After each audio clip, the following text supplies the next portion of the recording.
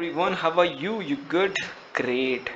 So this is Bhupesh Sharma, and hey, in this video we are doing the postmodern novels, your top 10 postmodern novels, which are very important, my dear friend.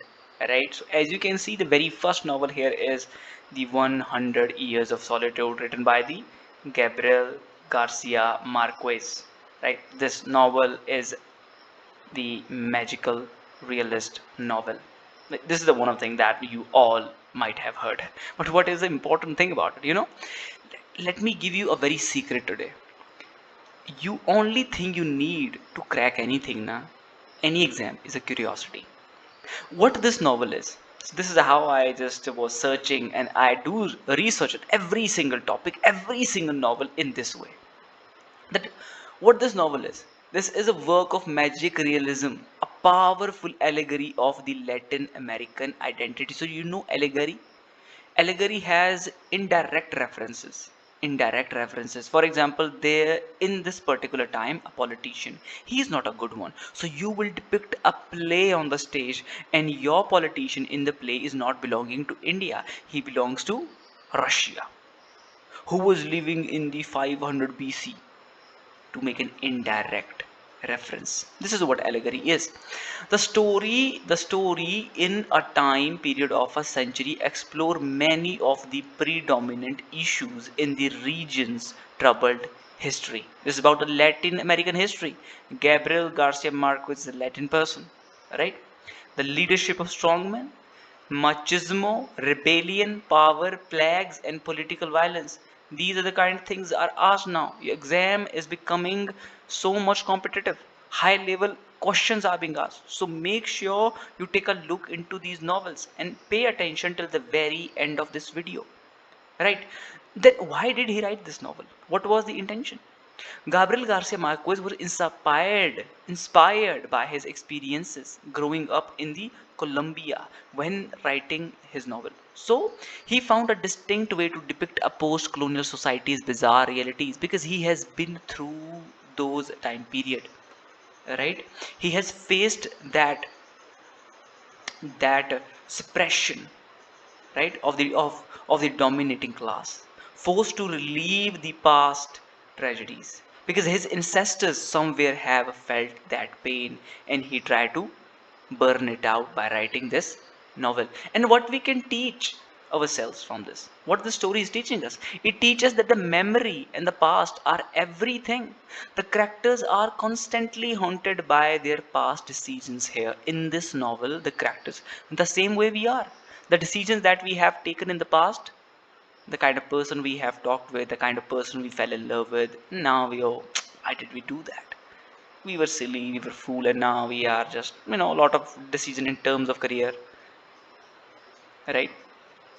Okay, so now Cash 22 1961 is the another novel that we are doing here.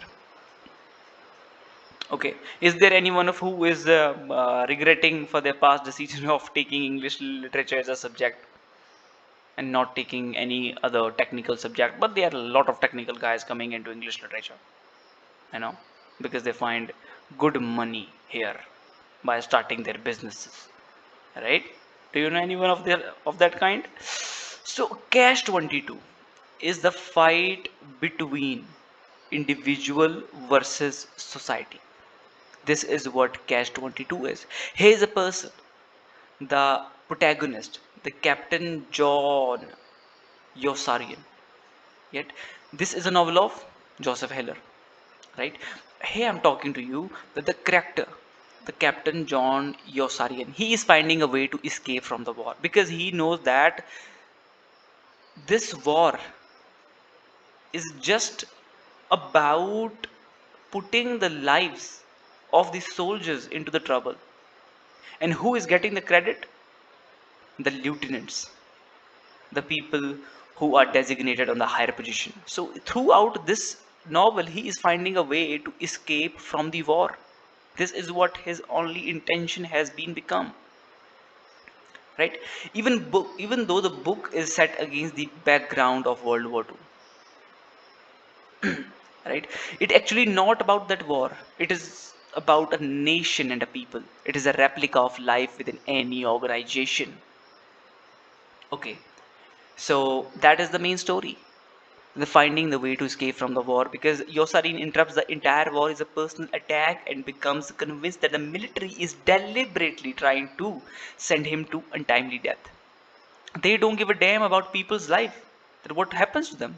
So now he has found this out and he does not want to fight this war anymore. Now we have this another novel, the third novel here, very important from your exam perspective. Postmodern novel, A Clockwork Orange by the Anthony Burgess, 1962.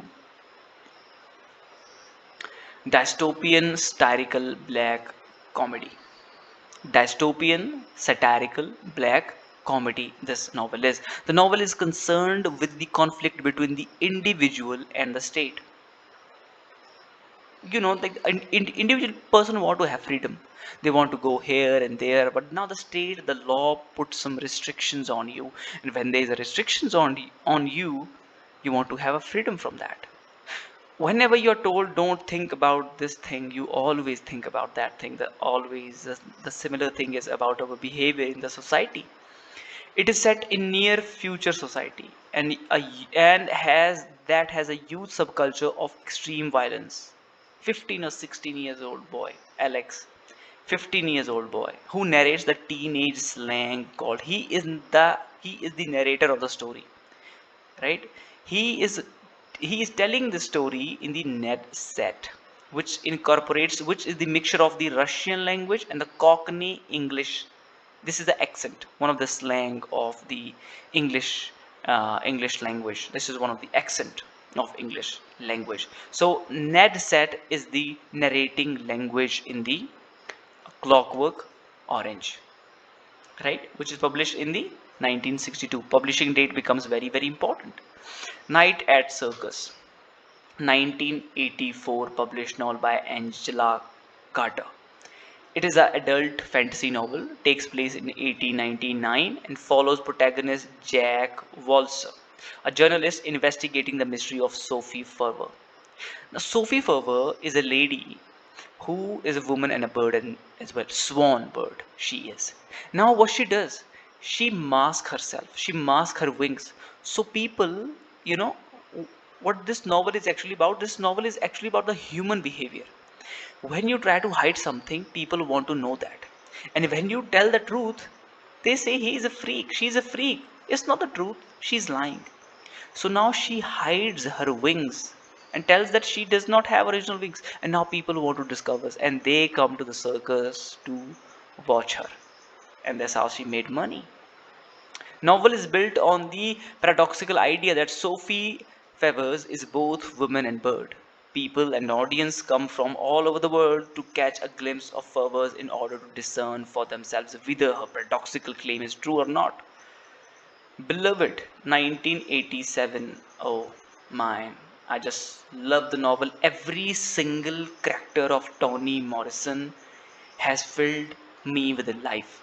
Every single character, like they are going, no matter how much pain they are suffering with, they are immune to that. And this is the one thing that we need to learn. I really love this lady, and she was a favorite of the principal we had in our college while I was doing my PG. She has done her dissertation on this lady, Toni Morrison. Wow, what a character.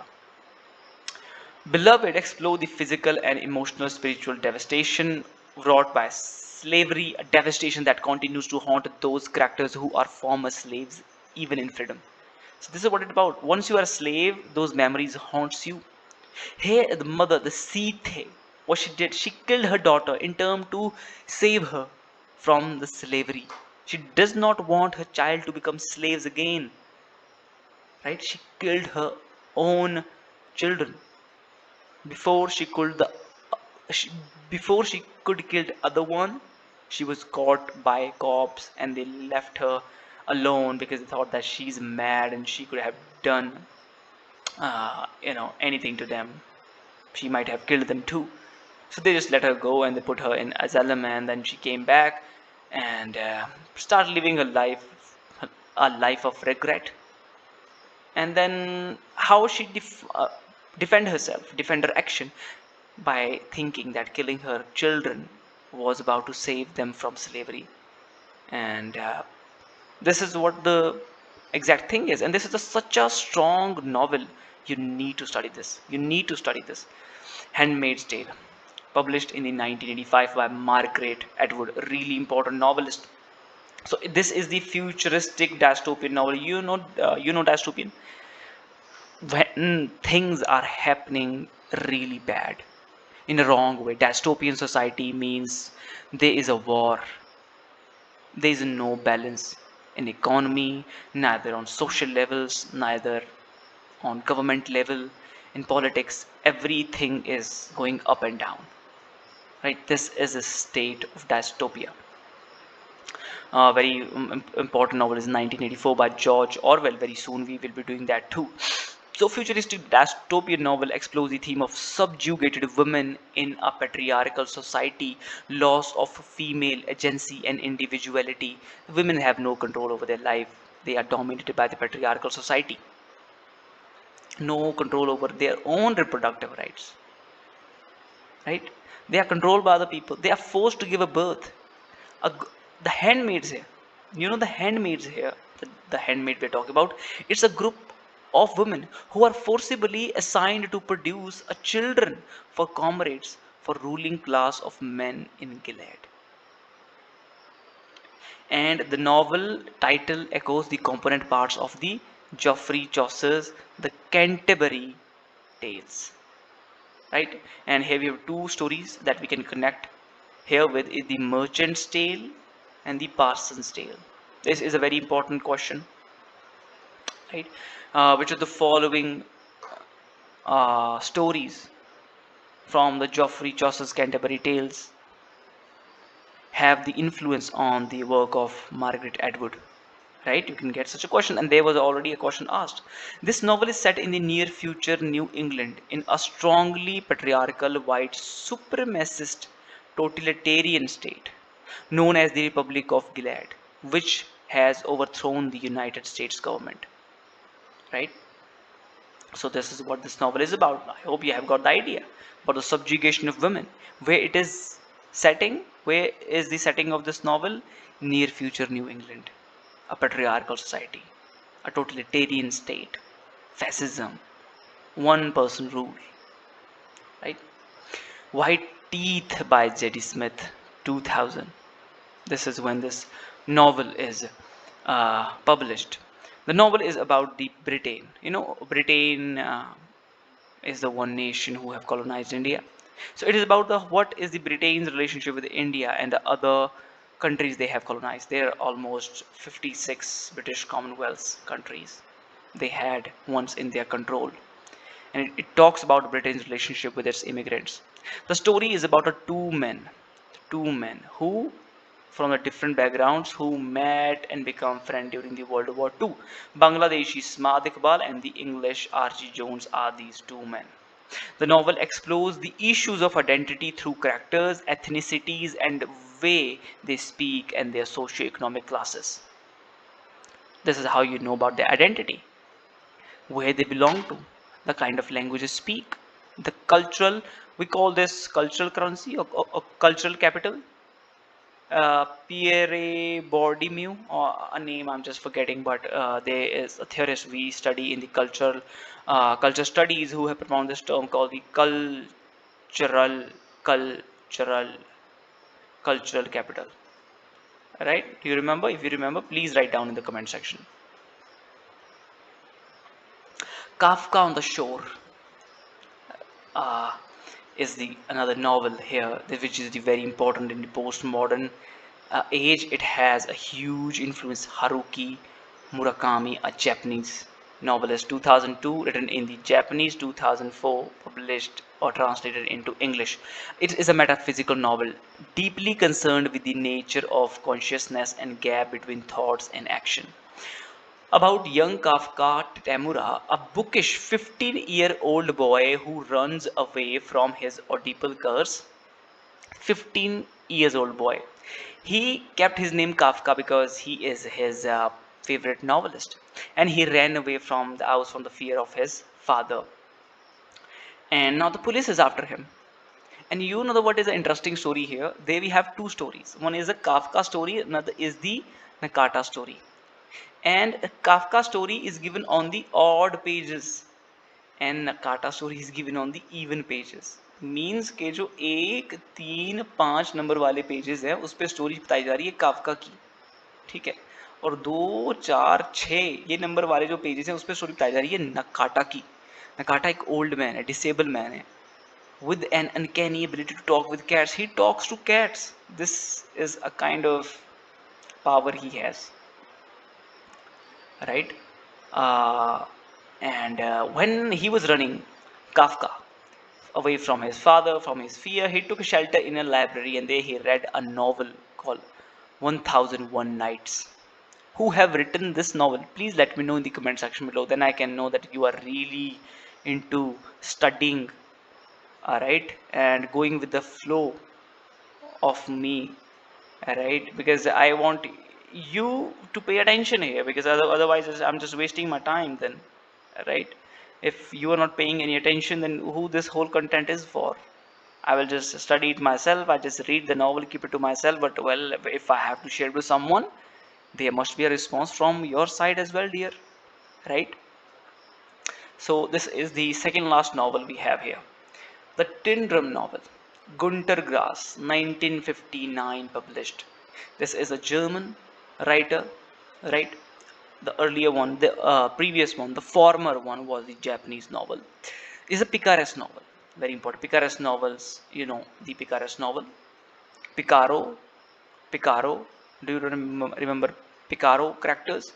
Who just running, wandering here and there, outcast, do not follow the rule of society, that kind of, right? Autobiography of a dwarf who lives through the birth and death of Nazi Germany. In Nazi Germany, this story is being depicted. Oscar Met Zerath is the character, the protagonist, who narrates the novel when he was in the asylum. He was, in the insane because he took this blame of killing his own sister on him without any reasons. We do not know. He got very much success uh, for uh, uh, for for for beating drums.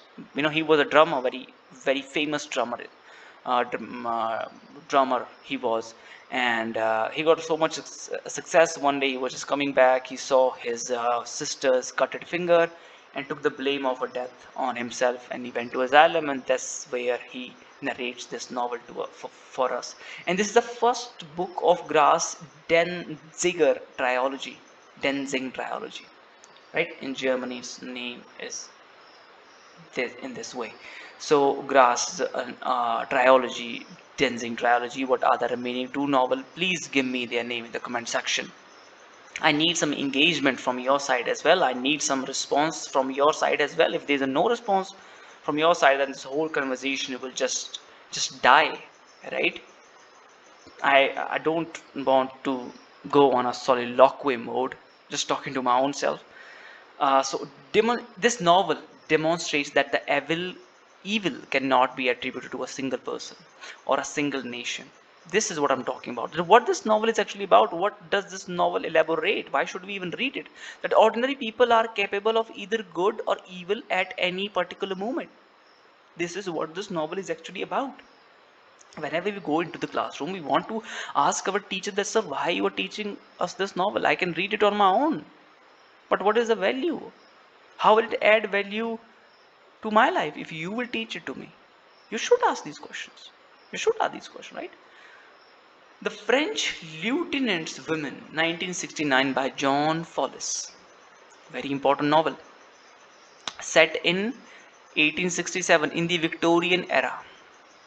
In Victorian era, John Follis is showing an independent woman, Sarah Woodruff, independent woman, having affair outside of a marriage. You can't even imagine such a lady in Victorian era. Not even in today's society. Can you imagine a woman of this kind who is independent and traveling here and there, having multiple affairs with men, you know, having just fun with them openly in the society, independent, affluence, right? You find such a character shameless, right? They do not have a shame, and you need to be shameless. And even myself, I want to be shameless, and I think uh, very much I am, and I'm just trying to be more shameless. We should be shameless, right?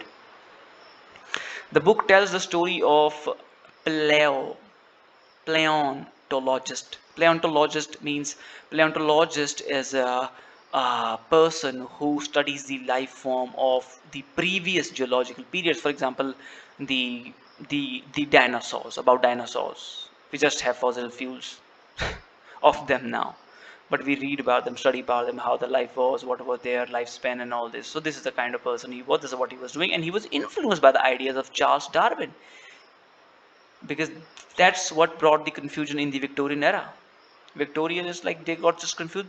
Before that, they were just completely relied on religion and God and afterlife. But when this science came up, they were completely confused. And he has kept here amazing personality and characters who does not fit into the Victorian conventions in the conventional framework. The person who follows science, the lady who is independent, that's what makes a controversial work, and that's what sells copies of that novel.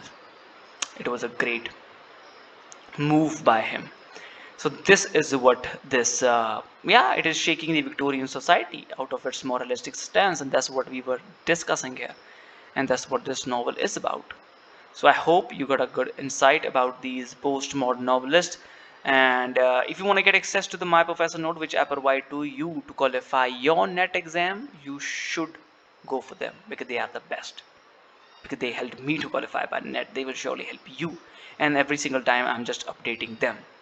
Okay, so very soon I will meet you with the another video. So till then time, you just keep watching and have fun. Take care of yourself. Subscribe to the channel. Tell other people. Ask other people. Share the more relevant information through our channel, so we can have a broader and a larger community, right? So thanks for watching. This is Bhupesh Sharma. Very soon I'll be back. I'm signing off. Till then time. Bye.